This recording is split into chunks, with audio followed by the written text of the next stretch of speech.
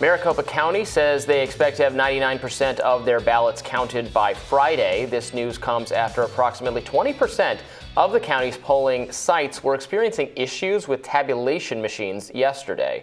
County technicians changed the printer settings, which reportedly seemed to have resolved the issue. It usually does. This printer's terrible. You just got to reset it. Plug it in. Back in. Maybe refill the paper tray. It's always missing paper. Toner problem. Toner issue. Robby's on the case. The campaigns for Republican gubernatorial candidate Kari Lake, U.S. Senate candidate Blake Masters, and the Republican National Committee immediately filed lawsuits to keep polls open until 10 p.m., but a judge denied the request. Maricopa County comprises more than half of the state's population. A hearing on the issue was held right before polling places were set to close. According to the court, there was no evidence the glitches stopped voters from casting their ballots. Here's gubernatorial candidate Kari Lake responding to the tabulating issues. Things are looking very good for us. They may be trying to slow a red tsunami, but it's coming. And we are going to take back Arizona. Donald Trump also released a video message to Arizona voters on Truth Social on Tuesday afternoon, alleging that the situation was a, quote, complete voter integrity, all caps, disaster, saying people of Arizona don't get out of line until you cast your vote. They are trying to steal the election with bad machines and delay. Don't let it happen. Yeah, he said reports are coming in from Arizona that the voting machines are not properly working. Here we go again. The people will not stand for it. So they did have some issues with the machines. My understanding is that, the machines were reading the ballots wrong, which they were then able to fix.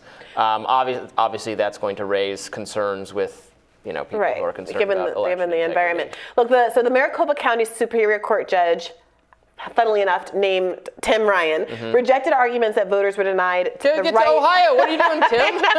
The conspiracy theories will abound, but says that no one was denied their right to cast ballots because of the glitches with the equipment, saying the court does not have any evidence that any voter was precluded from their right to vote. It was a tabulation issue, not a registration of vote issue. So that's why the extension to 10 p.m. was not granted, but it has delayed the count here and obviously has created an environment for folks to cast doubt on the ultimate results of this election. Yeah, which, it is very unfortunate, and whoever screwed this up should be fired, because so far it looks to me like the Kari Lake, we don't know the outcome yet, but she is badly underperforming the polling, which had her well ahead. So if you end up having something going wrong with the voting machines in the one race where it really is an outlier from the polling, that is obviously going to make people have some questions. Yeah, and I gotta say, Kari Lake was one of the ones that I thought, despite the point you've been making, and I think you've been very much validated, your point you make about candidate choice and how some of the more Trump-aligned candidates that have been big lie candidates haven't been faring very well. I thought just from watching Kari Lake and her poise, her control of the room, obviously she's a newscaster who's a well-known name in the state. She presents very well. She's very good at hitting her talking points on these issues that at least the media has said are real albatrosses for Democrats: immigration, crime, the trans kids in sports and drag shows and all of that. She hits her beats in a way that I think actually, frankly, sounds a lot less virulent, from my subjective opinion, than a lot of the other Republicans. And when I watched the tee-up, now famously, Hobbs was not willing to debate Kari Lake, and she made a lot of that, but they had a candidate event where they each spoke consecutively. Kari won the room. Now, again, debates don't matter. Nobody watches them, et cetera, but I was actually, frankly, very surprised by how close this was. What's your take on this race? Yeah, she is...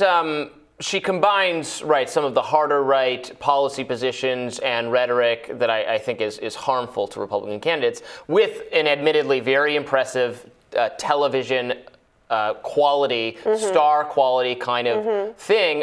What Donald Trump has shown, and it has absolutely been an asset to him, is familiarity, name recognition, which she has in Arizona. She was a TV presenter in news there. Donald Trump, also the name recognition, and then also the TV and star, the entertainment persona and presence, we have learned is a massive advantage in politics. That many of the same skills that would make you effective at entertainment, at TV, at punditry, at news commentary, delivery, appearance, translate beautifully to successful campaigning, to politics itself, whatever. You have staff members do that. Right. For being the figurehead of a political movement, it's similar skills. So it's not surprising to see, again, Kari Lake definitely has those skills the way Trump did. So I believed the polling that had her doing quite well, but obviously it's not quite landing. This kind of a election mistake, this kind of technical mistake with the machines is not what Democrats want to be seeing in one of the outstanding blue-leaning states, with Mark Kelly up about 51% here at the time. So we'll continue to watch it and see what happens and decide and see if this is. If Trump's warning that Democrats are trying to delay is a projection to get some delayed outcomes here that might benefit Republicans down the pike. We'll see. More Rising right after this.